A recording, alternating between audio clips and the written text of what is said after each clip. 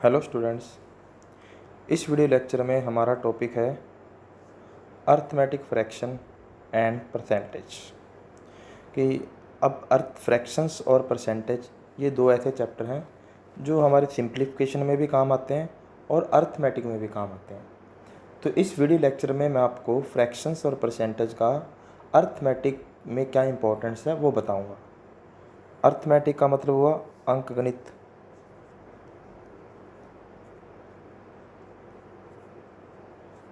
Fraction मतलब भिन्न, and मतलब और परसेंट मतलब प्रतिशत।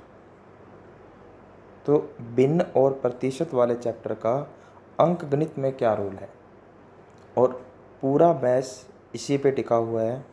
अगर आपको ये वीडियो लेक्चर अच्छे से समझ आ गया तो उसके बाद आपके अंदर जो मैथ्स का डर है वो काफ़ी हद तक कम हो जाएगा। ये इस बात का मेरा प्रॉमिस आपसे। ये कंपलसरी है, ये आपको सीखना ही पड़ेगा। इसके अंदर आपके पूरे मैथ्स का सार आ जाएगा। तो ये मोस्ट इम्पॉर्टेंट रहेगा वीडियो आपके लिए। इसको ध्यान से और पूरा देखना है, शुरू से लेकर लास्ट तक, एक भी पॉइंट मिस नहीं करना आपको। तो हम शुरू करते हैं। तो मैं आपको बता दूं पहले, मैं इस वीडियो लेक्चर में कितना पोर्शन करवाऊँगा। इस वीडियो लेक्चर में मैं आपको सिर्फ़ और सिर्फ फ्रैक्शन के बारे में बताऊँगा और फ्रैक्शन के ऊपर हम कोई भी क्वेश्चन सॉल्व नहीं करेंगे। इस वीडियो लेक्चर में मैं आपको सिर्फ और सिर्फ थ्योरी पार्ट एक्सप्लेन करूँगा सारा का सारा। फिर इसके बाद मैं आपको फ्रैक्शंस पे क्वेश्चन सॉल्व करवाऊँगा नेक्स्ट वीडियो में। जब हमारा फ्रैक्शन वाला पार्ट कवर हो जाएगा फिर हम चलेंगे परसेंटेज पे। फिर उसमें मैं आपको परसेंटेज की थ्योरी बताऊँगा सारी। परसेंटेज फ्रैक्शन की थ्योरी तो बिल्कुल ऑलमोस्ट सेम ही रहेगी, बट क्वेश्चंस थोड़े से डिफरेंट रहेंगे। क्वेश्चन फिर मैं आपको परसेंटेज के बताऊँगा। तो अब इस वीडियो लेक्चर में फ्रैक्शन से शुरू करेंगे। तो सबसे पहले मैंने दो नाम लिखे हैं, फ्रैक्शन और परसेंटेज। एक्चुअल में दो नाम नहीं है, ये एक ही नाम है। ये सिर्फ कंफ्यूज करने का तरीका होता है। अगर आप किसी स्टूडेंट से पूछोगे 20% का मतलब कितना होता है तो वो कहेगा 1/5। तो देखो, 1/5 लिखो चाहे 20% लिखो, दोनों का मीनिंग कैसा है? सेम। इसका मतलब चाहे आप फ्रैक्शन कहो चाहे आप क्या कहो परसेंटेज, दोनों का मीनिंग कैसा होगा? सेम होगा। तो अब हम शुरू करते हैं फ्रैक्शन से। इसके अंदर हमारे दो पार्ट होंगे। पहला पार्ट होगा सिंगल फ्रैक्शन, मतलब ऐसा क्वेश्चन जिसके अंदर फ्रैक्शन कितनी बार होगा? एक बार। दूसरा point, more than one fraction, मतलब जिसके अंदर एक से ज़्यादा फ्रैक्शन होंगे। सबके अपने अपने मीनिंग रहेंगे, सबके अलग अलग मेथड रहेंगे। तो हम पहला शुरू करते हैं, सिंगल फ्रैक्शन, मतलब ऐसा क्वेश्चन जिसके अंदर एक ही फ्रैक्शन हो, एक ही भिन्न हो। जैसे लिखेगा ए को बी का 2/3 मिला, तो देखो एक ही भिन्न आ रही है 2/3, आगे कुछ और डेटा दिया होगा, भिन्न नहीं आएगी मतलब। तो अगर ऐसा कोई क्वेश्चन मिल जाता है जिसमें एक ही फ्रैक्शन आएगा, उसमें क्या करना है? तो एग्जाम्पल से देखते हैं इसे। एग्जाम्पल है ए बी का 3/5 है। सपोज करो ऐसे लिखा हुआ है और लिखा आगे फाइंड ए रेशो बी। तो हमें ए रेशो बी फाइंड करना है। इस तरह से आगे। तो देखो 3/5, तो इसमें हमें करना क्या है? सबसे पहला टारगेट क्या है हमारा? सबसे पहला टारगेट है नेम, कि इनके नाम डिसाइड करो। किन के नाम? 3 का क्या नाम है, 5 का क्या नाम है, और वो जो नाम है वो आपको इस लाइन के अंदर छुपे हुए हैं, वो आपको सर्च करने हैं। अब उनको सर्च करने के लिए हमें किस चीज़ की इन्फॉर्मेशन पता होनी चाहिए वो देखते हैं। 3 का मतलब होता है जिसकी बात चल रही है, जिसकी बात चल रही है। तो लाइन को पढ़ो, ए बी का 3/5 है। 3/5 को तो भूल जाओ, ए बी का। तो देखो बात चल रही है ए की, क्योंकि देखो इस लाइन से क्लियरली पता लग रहा है कि कोई पर्सन ए के बारे में कुछ बता रहा है। तो बात चल रही है कि, तो इसका मतलब जिसकी बात चल रही है वो ऊपर आएगा, इसका नाम है ए। नीचे वाले का क्या नाम होता है? जिससे तुलना हो रही है।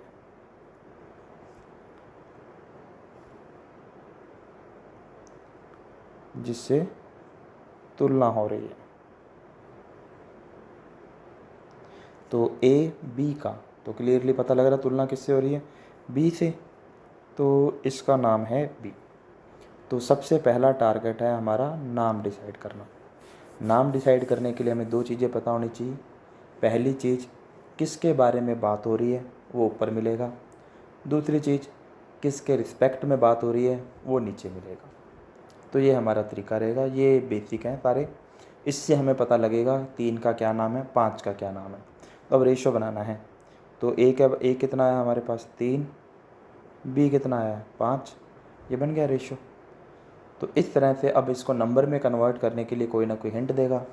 जैसे दोनों का डिफरेंस 40 है, तो दोनों का डिफरेंस कितना है? 2 किसके बराबर है? 40। तो 1 यूनिट किसके बराबर होगी? 20 की। तो हम कोई भी नंबर फाइंड कर सकते हैं उसके बाद। तो जब भी हमारे पास सिंगल फ्रैक्शन आएगा तो सबसे पहला टारगेट हमारा होगा उनके नाम डिसाइड करना। एग्जाम्पल और देखते हैं। दूसरा एग्जाम्पल, ए बी से 2/5 ज़्यादा है। तो कह रहा है ए रेशो बी क्या होगा? ये लिखा हुआ है ए बी से 2/5 ज़्यादा है। एक ही फ्रैक्शन आ रहा है, तो सबसे पहले फ्रैक्शन लिख लेते हैं 2/5। तो हमारा पहला टारगेट क्या है? इनके नाम डिसाइड करना। 2 का नाम क्या है और 5 का नाम क्या है? तो देखो क्या लिखा है, ए बी से ज़्यादा है। तो यहाँ पर ए की बात नहीं चल रही, ध्यान से पढ़ना। आपको किसकी बात चल रही है? ए बी से ज़्यादा है। तो मैं क्या बता रहा हूँ? तो ए में इंक्रीमेंट बता रहा हूँ कि ए बी से कितना ज़्यादा है, ये बात चल रही है। तो इसका मतलब है ए ज़्यादा। 2 का मतलब है ए नहीं है, ये ए ज़्यादा है। अब तुलना किससे चल रही है? ए बी से ज़्यादा है। तो तुलना किससे हो रही है? बी से। तो ए रेशो बी। बी तो कंफर्म हो गया 5 है। अब ए के बारे में क्या बात हो रही है? ए बी से, मतलब बी कितना है? 5। तो मतलब कितना ज़्यादा है? 2। तो 2 5 से 2 ज़्यादा है 5 से, तो कितना हो जाएगा? 7। तो ए 2 ज़्यादा है 5 से, तो ए कितना होगा? 7। तो ये हमारे पास रेशो आ गया 7:5। तो हमारा पहला टारगेट होगा इनके नाम डिसाइड करना। नाम डिसाइड करने के बाद आप रेशो बनाओ, उसके बाद क्वेश्चन ईजिली सॉल्व हो जाएगा। तो ये तो वो लॉजिक है जिसमें एक ही % दिया हो। फिर कुछ क्वेश्चन ऐसे आएंगे कि जहाँ पर आपको 2 नाम नहीं मिलेंगे। जैसे इसमें तो आपको 2 नाम मिल रहे थे, ए बी से ज़्यादा है। ए ज़्यादा है किससे? बी से। अब कुछ क्वेश्चन ऐसे होंगे जहाँ पर आपको 2 नाम नहीं दिए होंगे, एक ही नाम दिया होगा। दूसरा नाम क्या होगा? बाय डिफ़ॉल्ट होगा। एग्जाम्पल देखते हैं। प्रॉफिट बराबर 2/5, ये लिखा हुआ। कह रहा किसी आर्टिकल को बेचने पर 2/5 का लाभ हुआ। तो जो प्रॉफिट होता है वो बाय डिफ़ॉल्ट होता है। वो किस पे तुलना की जाती है प्रॉफिट की? सीपी से, क्रय मूल्य। तो बाय डिफ़ॉल्ट प्रॉफिट किससे तुलना होती है? प्रॉफिट की कॉस्ट प्राइस से, जब तक कि क्वेश्चन में इसके अलावा और कोई हिंट आपको ना दिया हो। अगर नहीं दिया तो बाय डिफ़ॉल्ट क्या मान के चलेंगे? सीपी। तो इसका मतलब तुलना किससे हो रही है? सीपी से। तो सीपी कितना है? 5। 2/5 क्या चीज़ है? प्रॉफिट। तो 2 का नाम क्या है? प्रॉफिट। जिसकी बात चल रही है लाभ की, तो 2 लाभ है। किससे तुलना हो रही है? क्रय मूल्य से। तो क्रय मूल्य कितना है? 5। तो सीपी रेशो एसपी। तो क्रय मूल्य है 5, कमाया कितना? 2, तो बेचा कितने में? 7 में। तो सीपी रेशो एसपी आ गया हमारे पास 5:7। तो ये था सिंगल फ्रैक्शन। ऐसे बहुत से लॉजिक होंगे जहाँ पर आपको एक ही % दिया होगा। इंक्रीमेंट, जैसे ए में 2/5 की वृद्धि हुई, ऐसे लिखा जाए। तो 2/5, तो ए में 2/5 की वृद्धि हुई, तो 2 क्या चीज़ है, वृद्धि।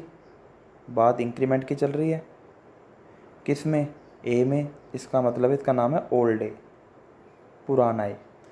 तो यहाँ पर आ जाएगा ओल्ड ए 5 है, 2 बढ़ गया तो नया ए कितना आया, 7। तो 5:7, ठीक है। अब जैसे यहाँ लिखा होता है ए में, फिर लिखा आएगा पॉपुलेशन 2/5 बढ़ गई, ऐसे आ जाए, जनसंख्या 2/5 बढ़ गई। तो यहाँ पर बाय डिफ़ॉल्ट है 5 का मतलब होगा ओल्ड पॉपुलेशन, क्योंकि इंक्रीमेंट और डिक्रीमेंट बाय डिफ़ॉल्ट किस पे होते हैं, पुरानी वैल्यू। तो ये था हमारा सिंगल परसेंट। तो 1% में हमें नाम डिसाइड करने हैं। नाम डिसाइड करने के लिए अंश को क्या कहते हैं, अंश को कहते हैं जिसके बारे में बात चल रही है। हर को क्या कहते हैं, जिसके साथ या जिससे तुलना हो रही है। तो अब आएगा more than 1%, sorry more than 1 fraction, more than 1 fraction, क्योंकि दोनों सेम ही चलेंगे। अगर एक से ज़्यादा फ्रैक्शन आ जाए तो सबसे पहला टारगेट है फ्रैक्शन, उसके बाद हमारा टारगेट होगा बेस। सबसे पहले हमारा टारगेट है फ्रैक्शन, फ्रैक्शन के बाद टारगेट है बेस। बेस फाइंड करने का तरीका होता है, हमें उस फ्रैक्शन से जाके क्वेश्चन पूछना है। क्या क्वेश्चन पूछना है, किसका। जैसे फ्रैक्शन लिखा आएगा 2/5, तो हम इससे क्वेश्चन पूछेंगे 2/5 किसका। अब परसेंटेज और फ्रैक्शन की ख़ास बात ये होती है कि इनका अकेले का कोई वजूद नहीं होता। अगर मैं लिखता हूँ 2/5 तो ये मीनिंगलेस है, 20% मीनिंगलेस है। बट ये किसी ना किसी के साथ ज़रूर जुड़े होते हैं। 20% तो पहले माइंड में आएगा हमें 20% किसका कैलकुलेट करना है, 2/5। तो पहले माइंड में आएगा 2/5 किस संख्या का, किस चीज़ का कैलकुलेट करना है। तो ये किसी न किसी से जुड़े होते हैं, और जिससे जुड़े होते हैं उसे क्या कहते हैं, बेस। और इसे सर्च करने का तरीका होता है कि उस फ्रैक्शन पर जाके उससे क्वेश्चन पूछो कि किसका, 2/5 किसका कैलकुलेट करना है। तो जो वहाँ से रिज़ल्ट आएगा उसका नाम, उसे कहते हैं बेस। ठीक है, बेस मिल जाएगा। बेस जब मिल जाएगा, क्योंकि हमारे पास परसेंटेज एक से ज़्यादा है तो बेस भी ज़्यादा मिलेंगे। फिर उसके अंदर फर्दर 2 मेथड आएंगे। पहला आएगा बेस सेम, फिर दूसरा मेथड आएगा बेस डिफरेंट। अब हमें, हमारे पास फ्रैक्शन एक से ज़्यादा है तो मिनिमम 2 फ्रैक्शन मान लेते हैं। 2 फ्रैक्शन है, बेस भी 2 होंगे। अब दोनों बेस सेम भी हो सकते हैं और अलग अलग भी हो सकते हैं।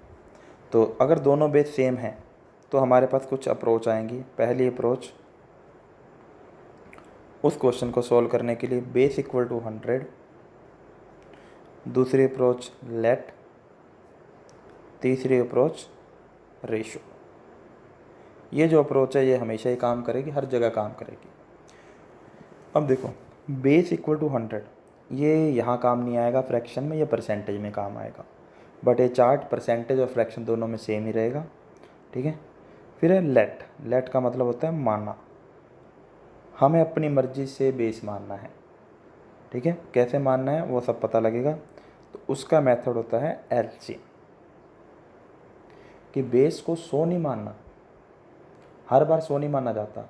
आप देखा होगा कभी बुक्स में कहीं लिखा होता है माना क्रय मूल्य 100, अगले क्वेश्चन में लिखा आता है माना क्रय मूल्य x।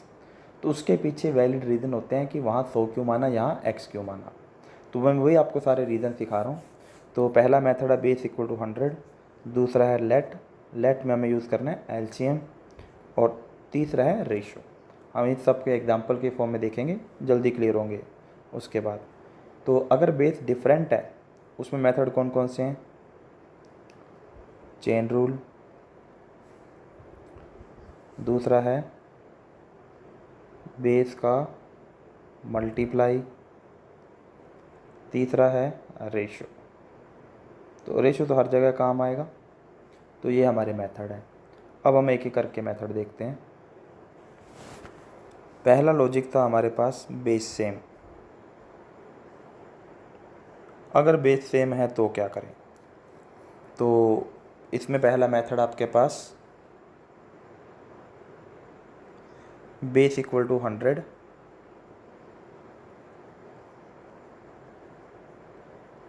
तो इसका फ्रैक्शन में कोई रोल नहीं है, ये हमारा काम आएगा परसेंट में।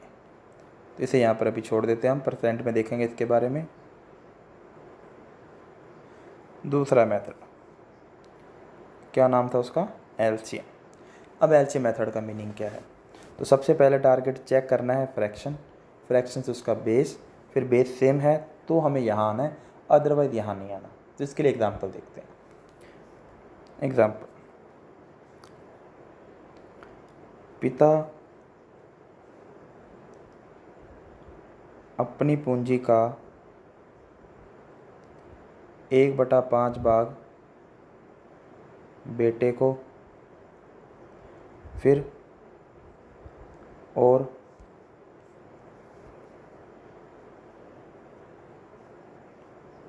अपनी पूंजी का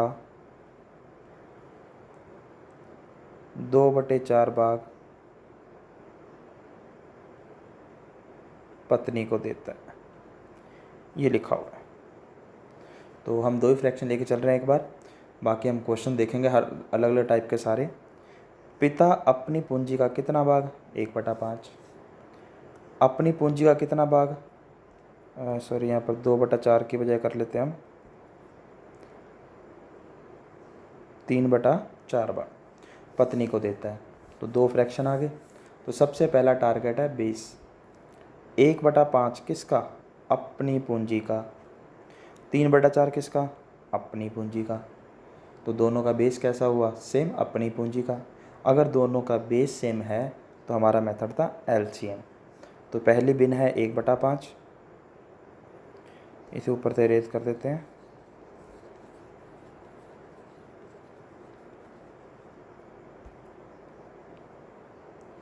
तो पहली बिन है 1/5, दूसरी बिन है 3/4। तो 5 और 4 का एलसीएम आएगा 20। तो 20 को क्या कहते हैं, बेस इक्वल टू 20। और इस क्वेश्चन में बेस का नाम था पूंजी, अपनी पूंजी का। तो उस व्यक्ति की क्या आ गई, पूंजी आ गई। तो उसकी पूंजी थी 20। अब जैसे इसने कहा है, इतने कहा है बेटे को 1/5 देगा, तो कितना आ जाएगा, 4। 20 का 1/5 4 आ जाएगा। ये पैसे किसके पास चले गए, बेटे के पास। फिर उसने कहा 3/4 पत्नी को, 20 का 3/4। तो 20 का 3/4 कितना आ जाएगा, 5, 5 दिए 15, 15 किसको दे दिए उसने, पत्नी को। तो ये आ गया। अब कैलकुलेशन सिंपल होगी।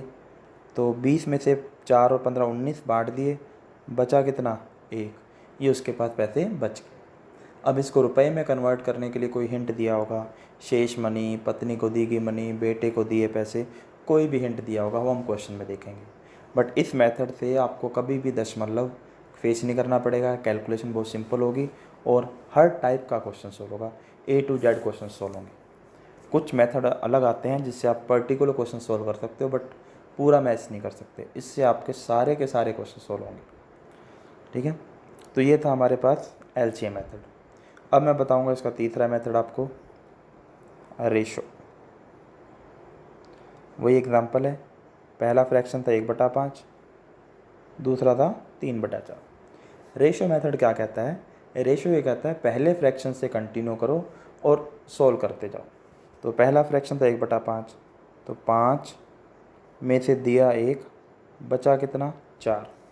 ओ, यहाँ बेस सेम है तो शेष लिखने की ज़रूरत नहीं पड़ेगी। 5 में से कितना दिया, 1, तो ये था पूंजी और ये था बेटे को दिया।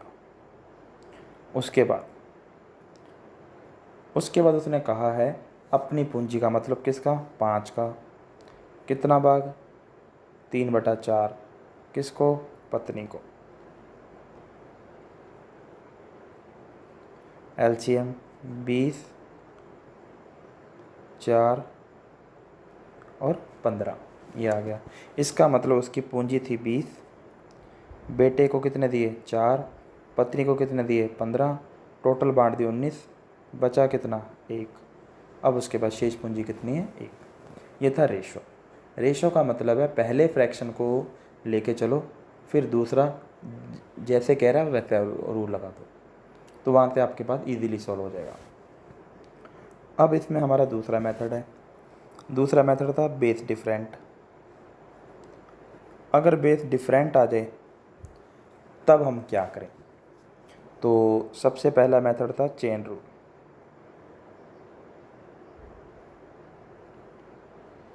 चेन रूल का मतलब क्या होता है कि पहला फ्रैक्शन जब आएगा, जैसे 1/4 दिया तो बचा 3/4, ठीक है। अगर अगला फ्रैक्शन पहले फ्रैक्शन के रिज़ल्ट का है तो वहाँ क्या लगेगा? Chain rule. तो अब जैसे पिता अपनी पूंजी का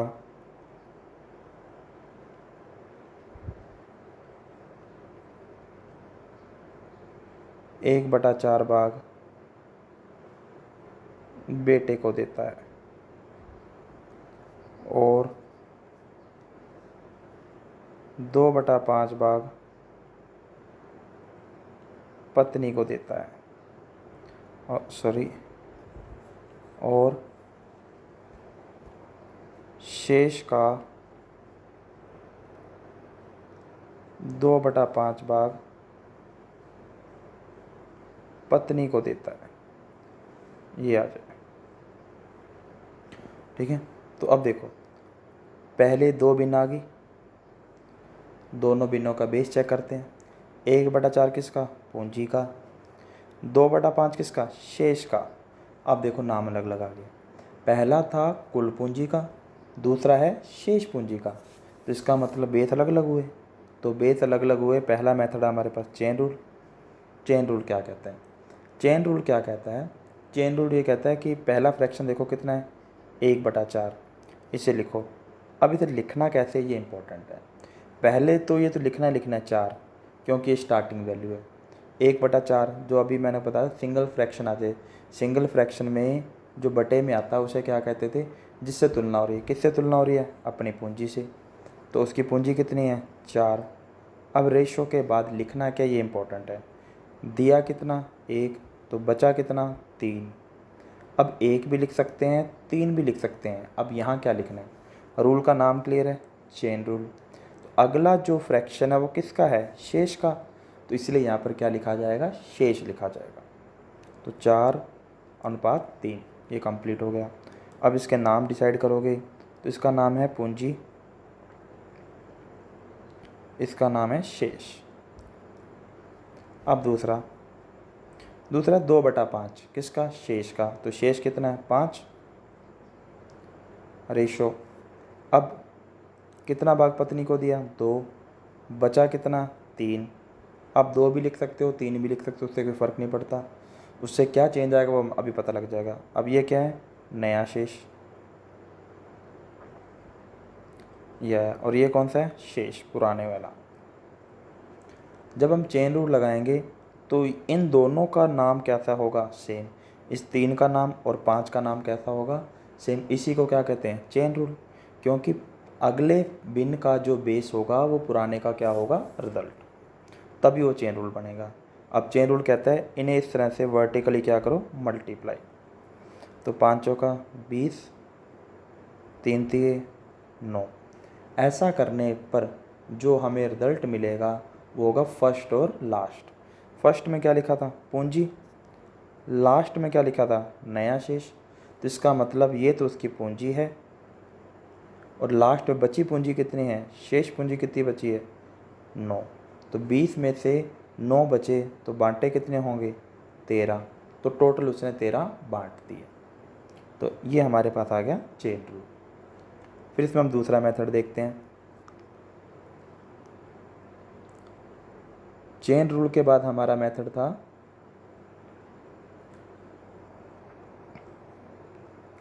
दूसरा बेस का मल्टीप्लाई। ये हमारा मेथड था। इसका नाम है चेन रूल का सब पार्ट। मतलब जहाँ चेन रूल लग रहा है वहाँ पर आप ये भी लगा सकते हो, बेस का मल्टीप्लाई भी, ठीक है। तो पहला फ्रैक्शन है हमारे पास 1/4, दूसरा फ्रैक्शन था 2/5। तो जो बटे में आता है उसे बेस कहा जाता है। सिंगल फ्रैक्शन के लिए तो वही बेस होता है। तो मल्टीप्लाई करेंगे तो 20। अब मल्टीप्लाई करने पे जो 20 आया इसका नाम होता है बिल्कुल स्टार्टिंग का बेस, और मतलब इसका 1/4। और पहले फ्रैक्शन का बेस क्या था? पूंजी, अपनी पूंजी। तो उसकी पूंजी कितनी है? 20। अब जैसा कह रहा है 1/4 कितना आया? 5। उसके बाद क्या कह रहा है? शेष। 20 में से 5 दिए तो बचे कितने? 15। 15 का कितना? 2/5 कितना आ जाएगा? 6। ये आ गया। तो 20 में से 5 तो दे दिए बेटे को, 6 दे दिए पत्नी को, तो बचे कितने? टोटल 11 बांट दिए, तो लास्ट में बचे कितने? 9। तो ये आ जाएगा हमारे पास। तो इसे कहते हैं बेस का मल्टीप्लाई। मतलब जहाँ चेन रूल लग रहा है वहाँ पर बेस का मल्टीप्लाई भी लग सकता है। अब फिर दोनों में फ़र्क क्या आया? अब देखो, चेन रूल के लास्ट में क्या रिजल्ट मिला था? टोटल पूंजी और शेष। बट यहाँ हमें क्या रिजल्ट मिला? पूंजी, बेटे को कितने मिले, शेष कितना बचा, फिर पत्नी को कितना दिया, फिर नया शेष कितना बचा। मतलब सारे के सारे रिजल्ट मिल रहे हैं। तो ये फ़र्क है दोनों मेथड में। यहाँ पर आपको सारे के सारे रिजल्ट मिल रहे हैं। मैं वीडियो के लास्ट में आपको बताऊँगा कि कौन से मेथड की क्या इंपॉर्टेंस है। बाकी क्वेश्चन के साथ भी सारे क्लियर होंगे। फिर उसके बाद है रेशो। रेशो सेम ही है। पहले फ्रैक्शन लिख लो। पहला फ्रैक्शन किसका है? टोटल का, 1/4। दूसरा किसका है? शेष का, 2/5। रेशो मेथड सेम ही है। रेशो कहता है पहले फ्रैक्शन से शुरू करो। टोटल का 1/4, 4 में से 1 बांटा। अगला वर्ड क्या है? शेष। तो पहले शेष लिखो, 3 बचा। फिर शेष का मतलब 3 का कितना भाग? 2/5। एलसीएम 20, 5, 15, 6। 15 में से 6 दिए, बचे कितने? 9। तो टोटल पूंजी थी 20, बेटे को दिए 5, बचा 15, पत्नी को दिए 6, उसके बाद बचा 9। ये सारे आ गए। तो इस तरह से हम क्वेश्चन को बड़े इजीली तरीके से सॉल्व कर सकते हैं। कहीं भी आपको दशमलव को फेस नहीं करना पड़ेगा। ठीक है, ये आपके 6 के 6 मेथड मैंने आपको बता दिए। अब देखते हैं कि कौन से मेथड की क्या इंपॉर्टेंस है। ठीक है, ध्यान से समझना। तो सबसे पहले था बेस सेम। उसमें हमारा पहला मेथड था एलसीएम। तो हम वो नहीं लिख रहे बेस इक्वल टू 100 क्योंकि वो परसेंट में काम आएगा। ये था हमारा पहला मेथड एलसीएम। दूसरा मेथड था आपके पास रेशो। अब दोनों में कौन सा मेथड बढ़िया है, कौन सा नहीं बढ़िया? रेशो मेथड में क्या होगा कि आपको कुछ सोचना नहीं पड़ेगा। 1 बाय 1 रेशो बनाते जाओ, आपके पास आंसर आ जाएगा। ठीक है। एलसीएम मेथड में क्या होगा? सबसे पहले आपको एलसीएम लेना पड़ेगा। बट रेशो मेथड में आपको एलसीएम नहीं लेना पड़ेगा, जो भी नंबर आएगा वो अपने आप ही सॉल्व हो जाएगा। ठीक है। तो इन दोनों मेथड में तो कोई ख़ास फ़र्क नहीं है कि कौन सा मेथड इम्पोर्टेंट है कौन सा नहीं है। तो इन दोनों में तो कोई ख़ास इम्पोर्टेंट बात नहीं है। बट इसमें है कि इसमें आपको एलसीएम सोचना पड़ेगा। अगर आपको एलसीएम नहीं पता लग रहा तो आप डायरेक्टली रेशो बनाना शुरू करो। अगर आप एलसीएम ले लोगे तो जल्दी आंसर आ जाएगा। अगर आप रेशो बनाओगे तो जहाँ पर ज़्यादा फ्रैक्शन आएंगे वहाँ पर आपके रेशो ज़्यादा बनेंगे। आपको बार बार एलसीएम लेके रेशो बनाने पड़ेंगे। जैसे पहला रेशो है 4:1, फिर टोटल का ही क्योंकि बेस सेम है 3/5। फिर यहाँ पर एलसीएम लोगे तो 20, 5, 12। फिर आगे एक और आया 20 का 1/7। फिर आप एलसीएम लोगे तो क्योंकि टोटल तो 20 हो चुका ना, अब 4 नहीं रहा। फिर आप एलसीएम लोगे तो इस तरह से आपको रेशो ज़्यादा बनाने पड़ेंगे। अगर एलसीएम पहले ले लोगे फिर आपको रेशो नहीं बनाने पड़ेंगे। नेक्स्ट देखते हैं, इसमें कुछ इंटरेस्टिंग पॉइंट्स आएंगे। तो बेस डिफरेंट, कि जब बेस डिफरेंट हो तो हमें इतने मेथड की क्या ज़रूरत पड़ी? पहला मेथड था चेन रूल, दूसरा मेथड था बेस का मल्टीप्लाई, इसमें एलसीएम नहीं लेना, ध्यान रखना। तीसरा मेथड था आपका रेशो। अब देखो, चेन रूल हमेशा आपको फर्स्ट और लास्ट वैल्यू के बारे में बताएगा। एक तो बिल्कुल फर्स्ट और एक बिल्कुल लास्ट, इन्हीं दो चीज़ों के बारे में बताएगा। अगर क्वेश्चन में लिखा हुआ है लास्ट में इतने रुपए बच गए तो आपका चेन रूल बढ़िया है। अगर लास्ट में लिखा हुआ है कि बेटे को और पत्नी को दी गई धनराशि का योग इतना है, उनका अंतर इतना है, उनका एवरेज इतना है, कुछ इस तरह से दे दिया, तो वहाँ पर आपका चेन रूल बेटर नहीं है। वहाँ पर आप लगाओगे बेस का मल्टीप्लिकेशन या फिर रेशो। रेशो और बेस के मल्टीप्लिकेशन में आपको फर्स्ट और लास्ट नहीं, इसमें आपको और सारी की सारी चीज़ें मिलेंगी, इसमें आपको फर्स्ट और लास्ट मिलेगा। अगर किसी क्वेश्चन में आपकी फ़र्स्ट और लास्ट की रिक्वायरमेंट है, वहाँ पर चेन रूल बढ़िया रहेगा। और किसी में आपको सभी की रिक्वायरमेंट है, किसी की भी चीज़ को फाइंड करना चाहते हो, तो वहाँ पर आपका बेस का मल्टीप्लाई और रेशो। ठीक है। फिर दूसरा पॉइंट इसमें, चेन रूल और बेस का मल्टीप्लिकेशन तभी लगेगा जब चेन रूल बनेगा। अगर रूल ही नहीं बनेगा तो फिर चेन रूल कहाँ से लगा लोगे। चेन रूल का मतलब क्या है, पहले का रिजल्ट दूसरे का क्या होना चाहिए, बेस। अगर पहले का रिजल्ट दूसरे का बेस है तो चेन रूल बनेगा, अदरवाइज चेन रूल नहीं बनेगा। अगर बन गया तो ठीक है, अगर नहीं बना तो वहाँ पर कौन काम आएगा, रेशो। जैसे ये आ जाए, एक पिता अपनी पूंजी का 2/5 भाग बड़े बेटे को देता है, शेष का, अब देखो लॉजिक बन गया, 2/5 भाग दे दिया तो बचा कितना, 3। तो देखो पहले से रिजल्ट आया 3, वो अगले का क्या है, बेस, तो चेन रूल बनेगा, कोई दिक्कत ही नहीं है। अगर कुछ और आ जाए, जैसे ए बी का